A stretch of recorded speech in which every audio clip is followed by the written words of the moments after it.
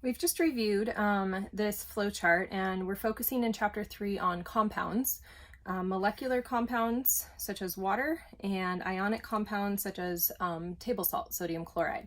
So we're going to dive into those two on this next slide in a Venn diagram style picture here. So we have molecular compounds, ionic compounds, and some similarities between the two in the middle.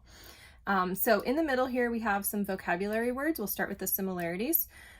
Both water, which I've got a little bit of water here, and table salt, both of them are compounds, which is a pure substance. Remember, that was where these compounds fit here. They are pure substances formed by combining two or more elements. These are going to be formed when valence electrons react.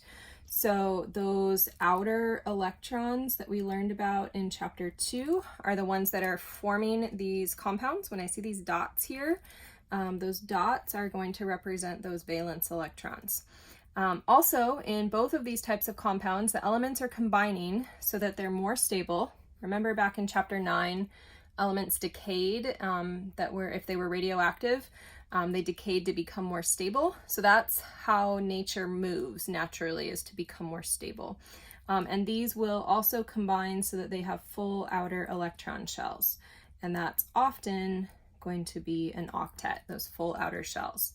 So these are some things that we have in common. Whether you are H's combining with O's or sodium's combining with chlorine, it is the valence electrons that are reacting.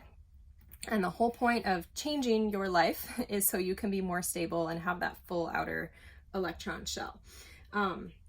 So let's take a look then over here at things that make molecular compounds unique.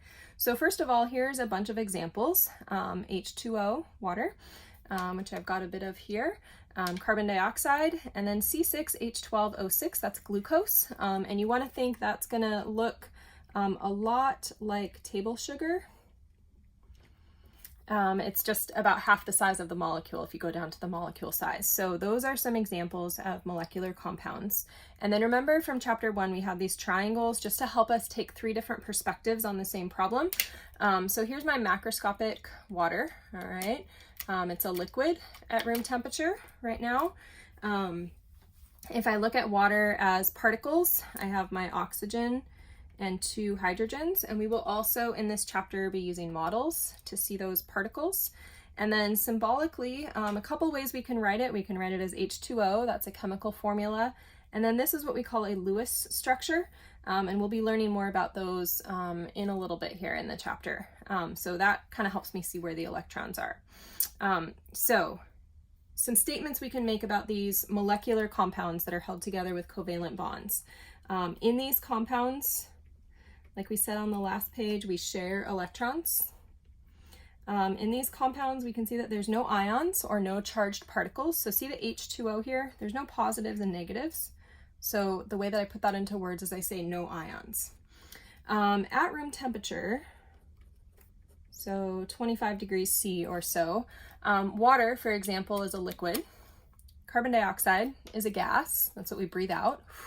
And then C6H12O6, sugar, is a solid. So at room temperature, these may be solids or liquids or gases. Not that you're going to have all 3 at once, but we might have a molecular compound that's a liquid or a gas or a solid. There's not a lot of consistency here. And actually, most of the time we see liquids or gases here. When these molecular compounds dissolve, so if they dissolve in water,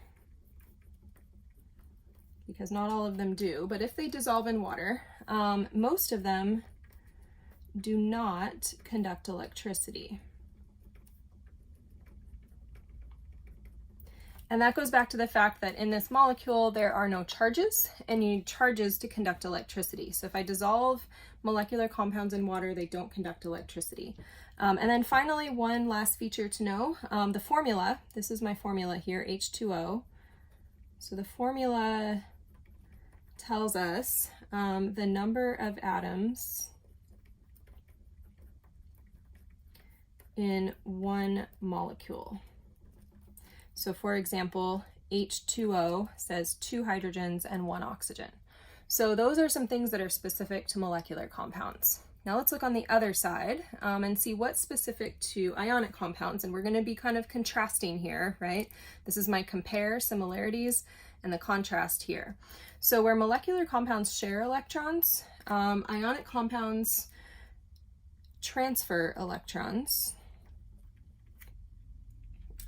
to form ions. So sodium actually gives up an electron to chlorine. Chlorine becomes chloride. So we transfer that electron and I end up with ions. Ions being these positives and negatives here.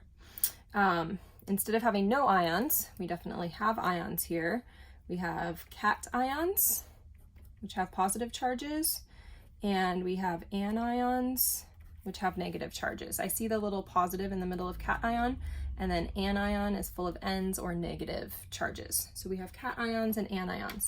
And those ionic compounds, something else I want to highlight, remember yellow I said was going to be indicating that there's a metal present. So these bonds and compounds have metals, and you can see that would be sodium, calcium, and magnesium. If you remember back on this periodic table, don't be confused, I'm using yellow differently today. Remember my metals were everything to the left of the zigzag line, and so here's calcium, for example, and sodium. They're all to the left of that line. So the first element in any ionic compound is always going to be a metal, and that will also be the cation. So my metals always end up with positive charges. Here's sodium.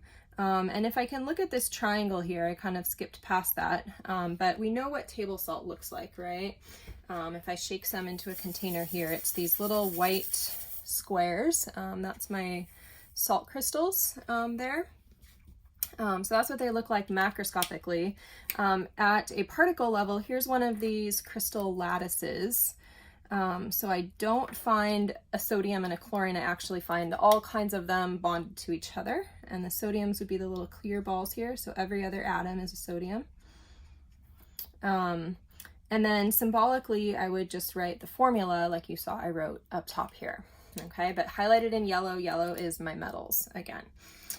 So back to the contrasts. We have no ions in molecular compounds. We have cations and anions in ionic compounds, always both of them. And they're going to add up to a net charge of 0 as well. Over here with my molecular compounds, I saw all the different phases. Well, it turns out with ionic compounds, they are going to all be solid at room temp. And another way of saying that they're all solid at room temperature is they all have high boiling points and melting points. So high melting and boiling points. For example, over here, comparing sugar to salt, one of those you can easily melt on your stove. Anyone know? Sugar you can easily melt on your stove. Salt, you cannot melt that on your stove. You have to get to thousands of degrees in order to get sodium chloride to melt. So these are very hard to melt.